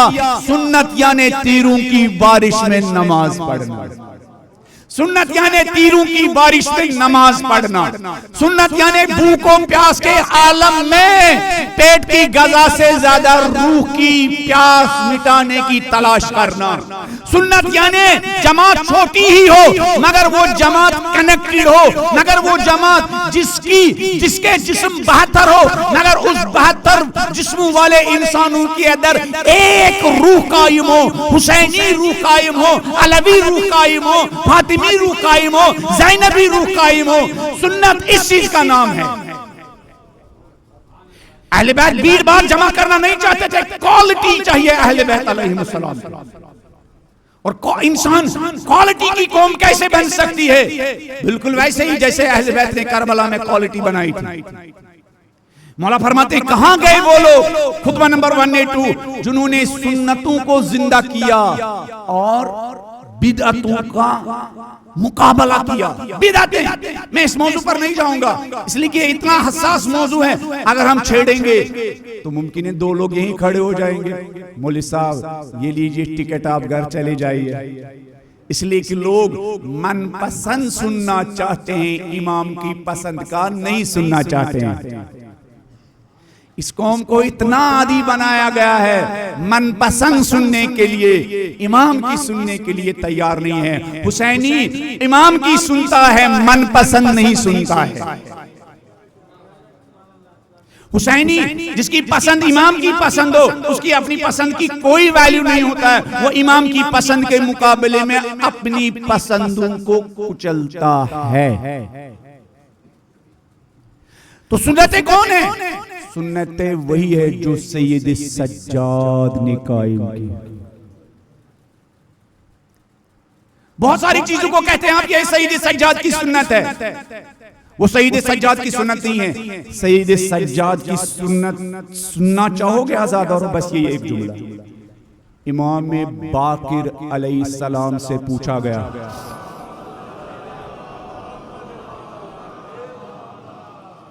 سنتیں وہ نہیں ہیں جو آپ نے بنائی ہیں۔ امام باقر علیہ السلام سے پوچھا گیا آپ کے بابا کو سجاد کیوں کہتے ہیں؟ یہی پر مجلس تمام ہو جائے گی۔ یہ سجاد، یہ امام زین العابدین کی سنتیں ہیں۔ پھر اندازہ لگائیے ہم کہاں ہیں۔ کہاں آپ کے بابا کو سجاد کیوں کہتے ہیں؟ کثرت کے ساتھ سجدہ کرنے والے۔ تو امام باقر نے کہا اس لیے میرے بابا کو سجاد کہتے ہیں کہ جب بھی میرے بابا کو کوئی نعمت مل جاتی تھی تو میرے مولا میرے بابا سجدے میں جاتے تھے۔ جب بھی کوئی نعمت مل جاتی تھی تو میرے بابا سجدے میں چلے جاتے تھے. یہ امام سجاد کی سنت ہے. یہ امام سجاد کی سنت. جب کوئی ماں باپ دیکھے ہمارا بچہ نماز جماعت کے لیے جا رہا ہے تو اس ماں باپ کو سجدہ کرنا چاہیے. الحمدللہ مجلس سے میرے بیٹے کو اتنا شعور ملا، وہ مسجد جا رہا ہے. جب آپ کے دروازے پر کوئی سائل آ جائے اور آپ اس کی حاجت روائی کرنے میں کامیاب ہو جائے تو آپ سجدے میں جائیے. پالنے والا تیرا لاکھ لاکھ شکر ہے. کیا میرا دروازہ اس لائق جانا کہ آپ کے ایک بندے کی میرے دروازے پر حاجت روائی ہوئی. جب آپ کو کسی اپنے مشکل میں گرفتار مومن کی کال آج، ہیلو فلانی، میرے والد صاحب، میری ماں ہاسپٹل میں ایڈمٹ ہے، مجھے اس کے ٹریٹمنٹ کے لیے پیسے نہیں ہیں، کیا آپ میرے اکاؤنٹ میں کچھ ٹرانسفر کریں گے؟ تو آپ سینے پر ہاتھ رکھ کے اندر سے کہیں، پالنے والے تیرا لاکھ لاکھ شکر ہے، میرا پیسہ بینک میں رکھا ہوا تھا، آج اس بینک میں رکھے ہوئے پیسے سے ایک مومن کی ماں اس کا علاج ہو سکتا ہے.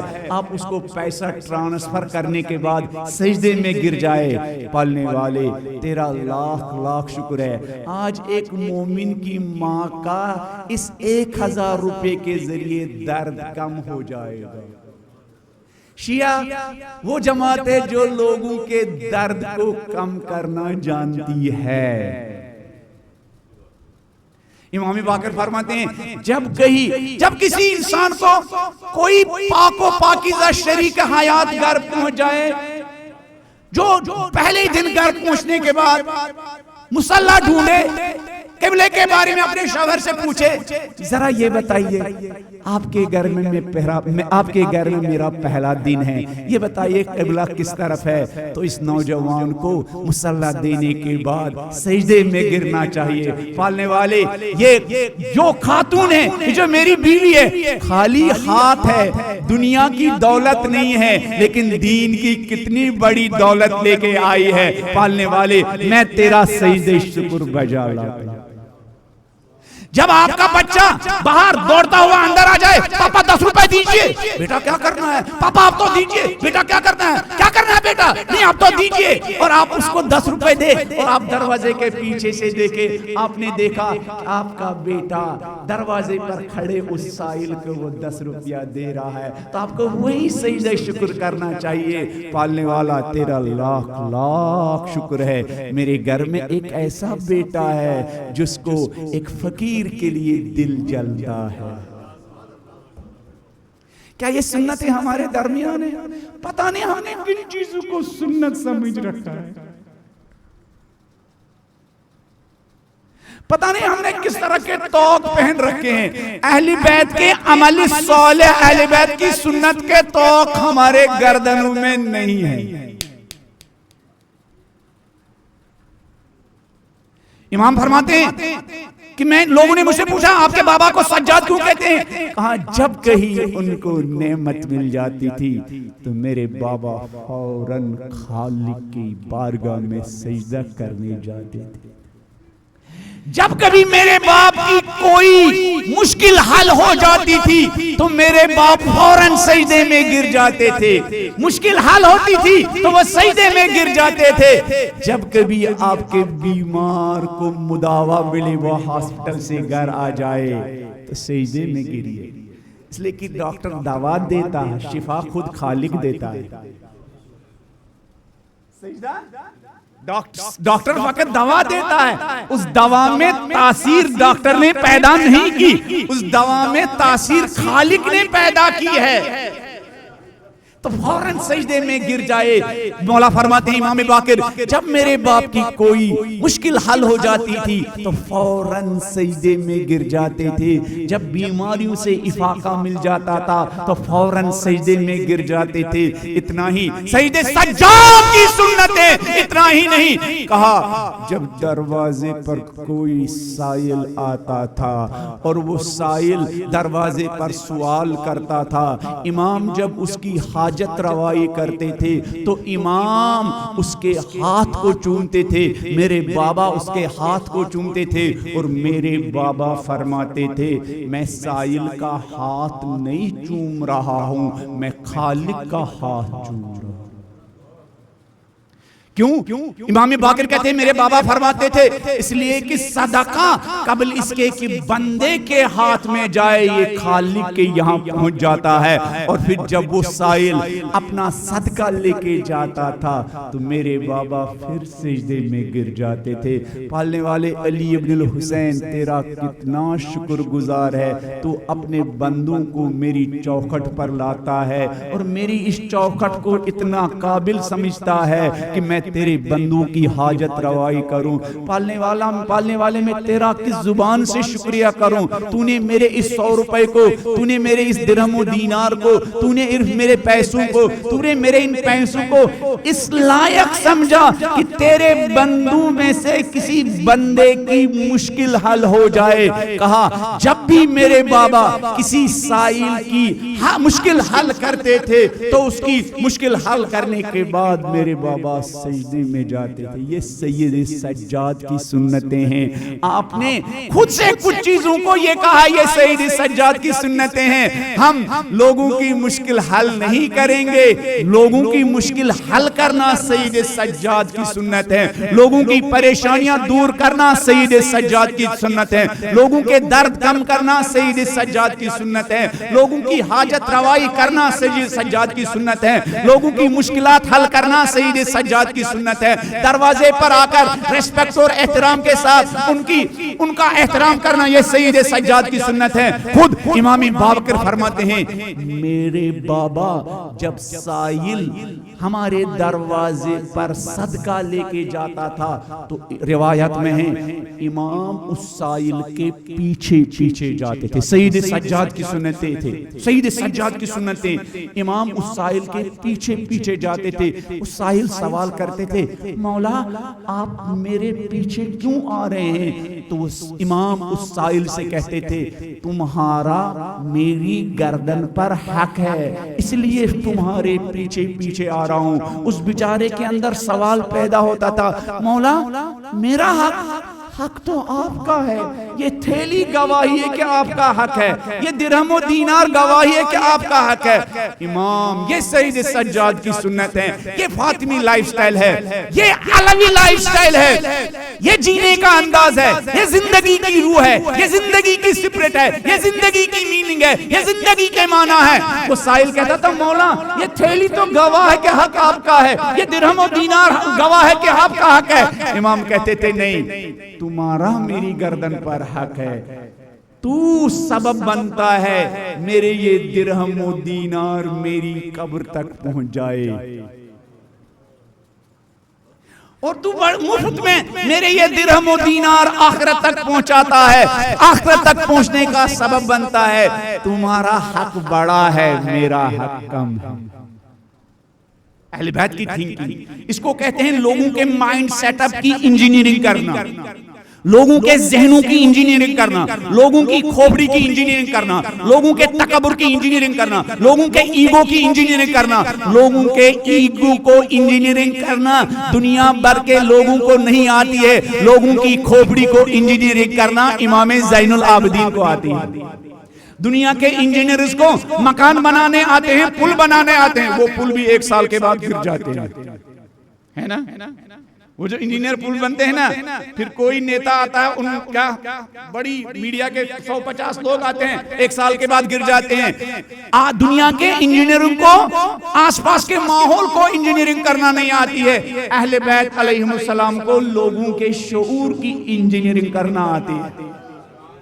تو امام زین العابدین سائل کے پیچھے پیچھے جاتے ہیں۔ مجھے عزادارو یہ بتاؤ آج آپ امام زین العابدین کا تابوت نکالیں گے، آج آپ امام زین العابدین کی مجلس میں بیٹھے ہوئے آپ مجھے بتائیے اس طرح کی سنتیں امام سجاد کی کتنے لوگوں کی زندگیوں میں پائی جاتی ہیں؟ کتنے لوگ؟ اگر یہ سید سجاد کی سنتیں ہمارے معاشرے میں زندہ ہوتی تو ہمارے قوم کے اندر یتیم خانے قائم کرنے کی ضرورت نہ پڑتی. امام سجاد کی طرح ہر ایک مومن اپنے گھر میں یتیم بچوں کو اہل بیت کی فرزند سمجھ کر ان کو کیا پروان چڑھاتے، ان کی پرورش کرتے. اگر ہمارے ہاں یتیم خانے ہوتے تو اس قوم کو بینکوں سے سود کا لون لینے کی ضرورت نہ پڑتی. اگر یہ سید سجاد کی سنتیں زندہ ہوتی، اگر ہمارے درمیان یہ سید سجاد کی سنتیں زندہ ہوتی تو ہمارے مومنین کے گھر میں 40 سال کی بیٹیاں جو شادی کے لیے ترستی ہیں وہ نہ ہوتی. اگر ہمارے درمیان یہ سید سجاد کی سنتیں ہوتی تو ہمارے اسٹوڈنٹ اسکالرشپ کے لیے در در کی ٹھوکریں نہ کھاتے. تو ہمارے بڑے لوگ، ہمارے بزنس مین لوگ ان اسٹوڈنٹس کو اپنا بچہ سمجھ کر ان بچوں کی پوری تعلیم کا خرچہ دینے کے لیے تیار ہوتے. کیا آپ سمجھتے ہیں مجلس میں تبرک بانٹنے سے صرف امام سجاد راضی ہوتے ہیں؟ اگر آپ امام زین العابدین کی خوشی کے لیے ایک اسٹوڈنٹ کی سرپرستی اپنے شانوں پر لیتے ہیں، مجلس میں جو ثواب ملتا ہے وہ ثواب ایک اسٹوڈنٹ کو سرپرستی کرنے سے بھی ملتی ہے. کہاں ہے ہمارے جعلی سید سجاد کی سنتیں اور ہے، حقیقی سید سجاد کی سنتیں اور ہے. حقیقی سید سجاد کی سنتیں اور ہیں، حقیقی سنتیں سید سجاد کی سنتیں. کل میں نے مجلس میں کہا کہ بنی اسد نے جب دیکھا امام حسین علیہ السلام کے بدن پر کوئی زخم ہے تو وہ امام زین العابدین کے پاس آئے. امام سے سوال کیا، آقا آپ کے بابا کے بدن پر کچھ زخم ہے، معلوم ہوتا ہے یہ تلوار کے زخم نہیں ہے، نیزوں کے زخم نہیں ہے، یہ زخم کون سے ہیں؟ امام زین العابدین بنی اسد سے کہتے ہیں، بنی اسد یہ وہ زخم ہے جو مدینے میں رات کے اندھیرے میں لوگوں کے دروازے تک اناج و خوراک کی بوریاں اٹھاتے اٹھاتے میرے بابا کے شانوں پر آئے. کیا یہ سید سجاد کی سنتیں ہمارے درمیان زندہ ہیں؟ مالدار لوگوں اپنی مال کی کوالٹی بڑھانا چاہتے ہو تو سید سجاد کی یہ سنتیں زندہ کرو. مالدار لوگوں بینک میں رکھا ہوا پیسہ کوئی بینک آپ کی پیسوں کی ویلیو نہیں بڑھاتا ہے. اگر وہاں پر خرچ کیا جہاں اہل بیت کی مرضی ہے تو اس سے تمہارے پیسوں کی کوالٹی بڑھ جاتی ہے. لوگوں یہ سید سجاد کی سنتیں ہیں جو سید سجاد کے ماننے والوں کے ہی درمیان غریب ہیں. یہ سنتیں ہمارے درمیان. سید سجاد کی سنتیں جاننا چاہو ذیشان حیدر جوادی صاحب کی کتاب اٹھائیے، نقوش عصمت، وہاں یہ واقعہ لکھا ہوا. امام سجاد علیہ السلام نے ایک اونٹ پر 15 سے زیادہ حج کیے. کتنے؟ 15 سے زیادہ حج کیے. ایک مرتبہ بھی امام سجاد نے اس اونٹ کو تازیانہ نہیں لگایا.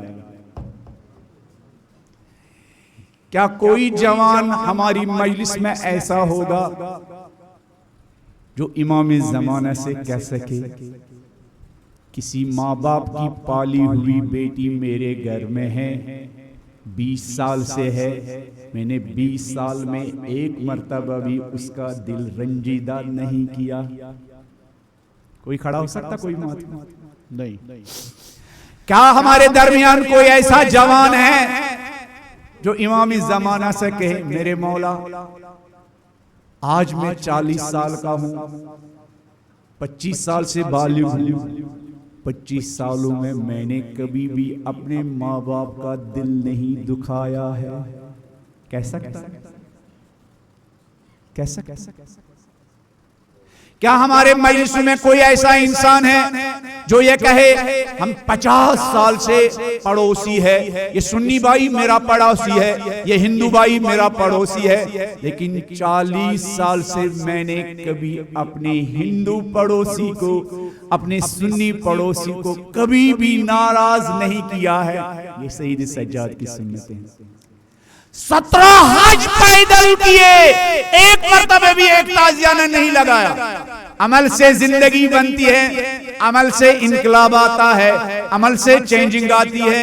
امام سجاد کی شہادت کے بعد یہ اونٹ امام سجاد کی قبر پر گیا، اتنا رویا، اتنا رویا یہ اونٹ. اس یہ اونٹ وہیں پر کیا مر گیا وہیں. یعنی جب عمل انسان کا ہوتا ہے حیوان کے اندر بھی اثر پیدا ہوتا ہے. اگر ہم چاہتے ہم زندہ رہیں تو ہم سب کو سید سجاد کی سنتیں زندہ کرنی ہوں. وہ سنتیں جو سید سجاد نے اپنائی، اس سے ہمارے گھروں میں انقلاب آئے گا، اس سے ہمارے معاشرے میں انقلاب آئے گا، اس سے ہمارے بستی میں انقلاب آئے گا، اس سے ہمارے یہ جو نفرتوں کی فضا بنی ہوئی ہے، اس نفرت کی فضا کو کیسے کاؤنٹر کیا جا سکتا ہے؟ اس نفرت کی فضاؤں کو تقریروں کے ذریعے کاؤنٹر نہیں کیا جا سکتا ہے. اس نفرت کی فضا کو سید سجاد کی سنتیں زندہ کر کے کاؤنٹر کیا جا سکتا ہے.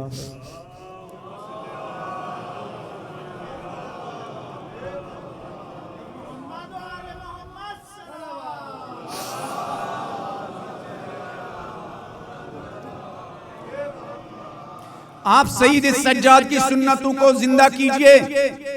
ہندو بھائی جب کوئی ایکسٹریمسٹ، جب کوئی مذہبی جنون میں گرفتار آپ کی ناموس پر حملہ کرنے کے لیے آگے بڑھے گا، جس ہندو بھائی نے، جس سنی بھائی نے آپ کی سید سجاد کی سنت کو دیکھا ہوگا، وہ ہندو بھائی آپ کے دفاع کے لیے آگے بڑھے گا. وہ آپ کی بہن بیٹیوں اور ہماری ناموس کا سولیجر بنے گا. نام نہاد جو ہم نے مختلف قسم کی سنتیں قائم کی نا، آپ ان سنتوں پر زندگی بھر عمل کیجئے. کوئی چینجنگ، کوئی بدلاؤ نہیں آئے گا، کوئی بدلاؤ نہیں آئے، کوئی بدلاؤ نہیں آئے. تو امام سجاد کی سنتیں، زین العابدین کی سنتیں، بی بی زینب کی سنتیں. ایک اور سنت بتاؤں جنہوں نے زندانوں میں یہ سنتیں قائم کی، جنہوں نے جیلوں میں یہ سنتیں قائم کی، ان کربلا کے اسیروں کی شان میں بلند آواز میں ایک صلوات پڑھ دیجئے.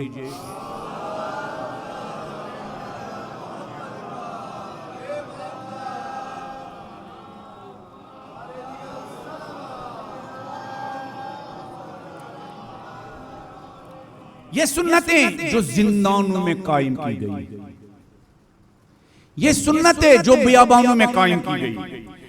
امام زین العابدین فرماتے ہیں زندانی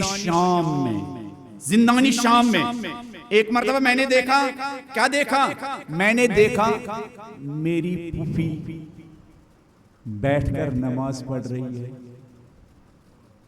زندان میں زینب کی سنتیں. میں نے کہا پھوپھی آپ بیٹھ کر یہ نمازیں کیوں پڑھ رہی ہے؟ نماز شب پڑھ رہی تھی. کہا بیٹا کھانا اتنا کم آتا ہے کہ وہ معصوم بچوں کے لیے بھی کفایت نہیں کرتا ہے. بدن میں کمزوری آ چکی ہے، بدن کمزور ہو چکا ہے،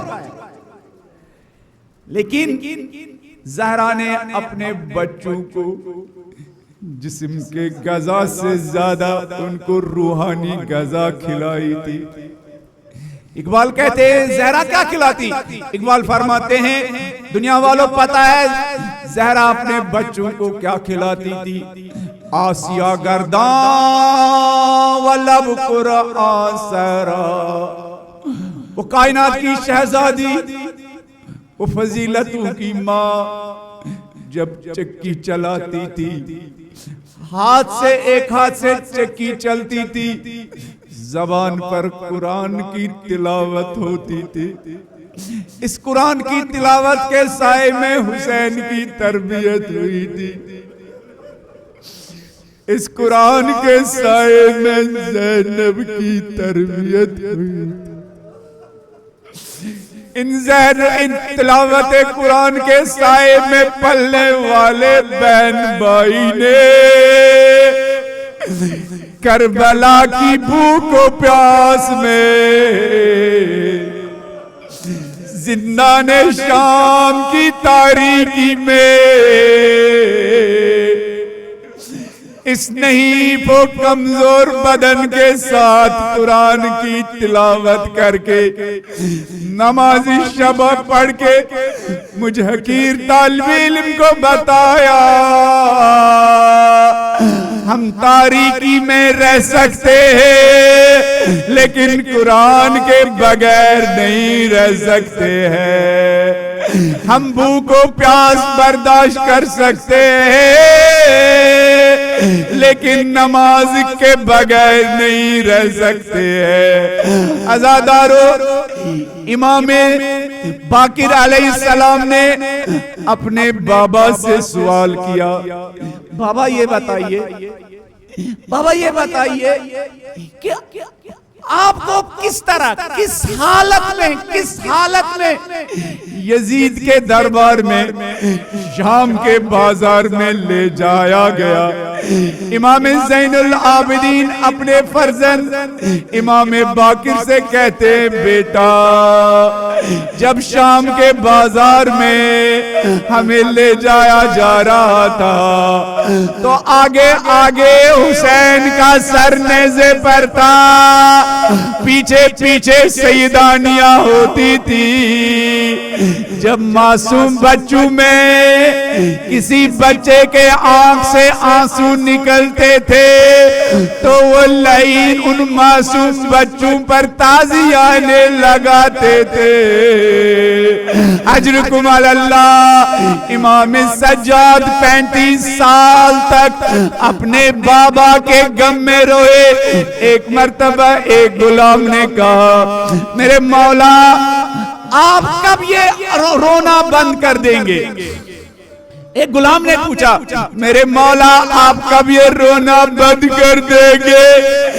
میرے مولا آپ یہ آنسو بہانا کب بند کر دیں گے؟ امام نے کہا، غلام یعقوب کا ایک یوسف آنکھوں سے دور تھا، اتنا روئے یعقوب کہ آنکھوں کی روشنی چلی گئی، بال سفید ہو گئے۔ ارے غلام میرے 18 یوسف میری آنکھوں کے سامنے شہید کیے گئے، کیا میں ان یوسفوں کو یاد کر کے نہ روؤں؟ امام سے سوال کرتے تھے، میرے مولا اس سفر میں سب سے بڑی مصیبت کہاں تھی؟ امام فرماتے تھے، الشام الشام الشام۔ مولا کیوں شام کو یاد کر کے روتے ہیں؟ کہا جب ہم بازار شام میں وارد ہوئے تھے، لوگوں کو بلایا گیا تھا، ایک جشن کا ماحول تھا، ایک خوشی کا سما تھا، شہیدوں کے سر نیزے پر سوار تھے، آل رسول وہاں پر موجود تھے، لوگ علی کی بیٹیوں کا تماشا دیکھ رہے تھے۔ اتنے میں حسین علی ابن الحسین کے ایک صحابی سہیل ساعدی آئے، کہا میرے مولا ہم پر قیامت کیوں نہیں ٹوٹی؟ ارے یہ نیزوں پر سوار سر تو میرے مولا حسین کا ہے، یہ نیزے پر سوار، سر تو علمدار کا ہے۔ سہیل ساعدی نے کہا میرے مولا کیا میں غلام کوئی مدد کر سکتا ہوں؟ کہا سہیل کیا جیب میں کچھ پیسے ہیں؟ کہا مولا ہاں کچھ پیسے ہیں۔ کہا یہ پیسے جا کے ان نیزبانوں کو دے دو، ان سے کہو ان سروں کو آگے بڑھاؤ تاکہ یہ تماشائی ان سروں کی طرف متوجہ ہو جائے، علی کی بیٹیوں کی طرف کوئی نہ دیکھے۔